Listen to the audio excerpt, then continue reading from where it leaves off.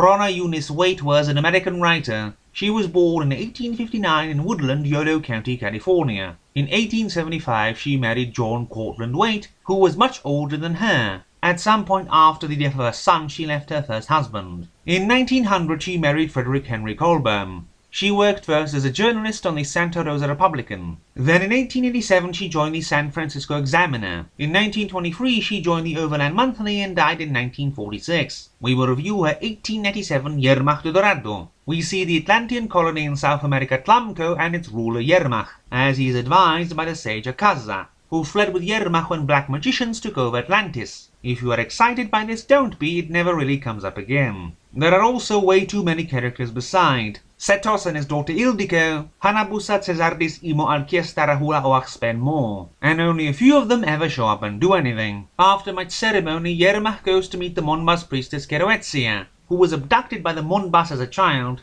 but still wants to remain with them and not go back to her father the king. Keroetzia and Yermah then naturally fall in love. There follows an elephant exhibition where a bunch of elephants are fed spicy peppers, and everyone is surprised when they run amok. This follows a scene where Yermah shot a raven dead just to show off his archery skills. Keroetzia receives a gift made by Yermah, but when she finds out he's vowed to celibacy, she wishes she was dead. And she gets her wish as a giant earthquake, tidal wave, and a series of volcanic eruptions destroy the whole Monbas, wrecks much of Tlamco, and kills her after she barely showed up twice. Akaza then goes and digs a hole in his cavern to find an old temple, gets the go-ahead from his immortal superiors, and finally dies.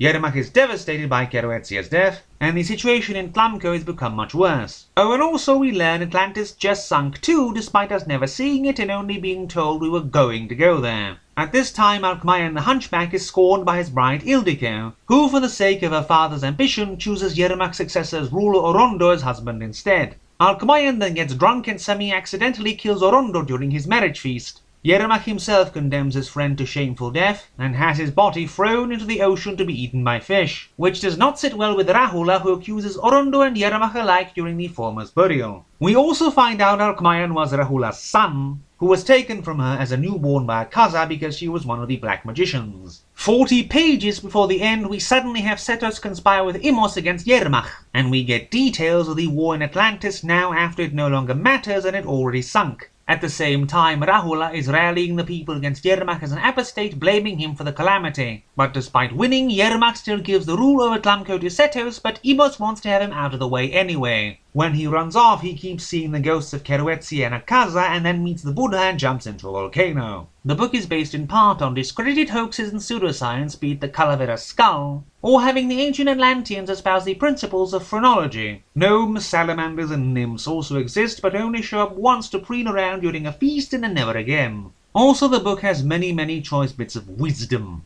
Some examples. The Earth's photosphere is really the 7 cosmic serpents which enfold the planet in 7 bands of race karma. The significance of St. John being 2 months older than Jesus is that the astral body of the unborn is complete 5 months after conception. So Horus on the horizon, the balance in the zodiac, becomes the hermaphrodite principle on the spiritual plane. The story of David and Michael is the same as the Immaculate Conception. Michael laughed at David as he danced around the ark. That is to say, the sun's ray Michael set the photosphere of the astral force David in motion. Pages upon pages of this stuff, mixing Norse, Hebrew, Egyptian, Greek and theosophical ideas into a massive unreadable nonsense soup of pure confusion. See the example of just 1 page. This drowns out any story there is, and what story we do have did not need to occupy 350 pages.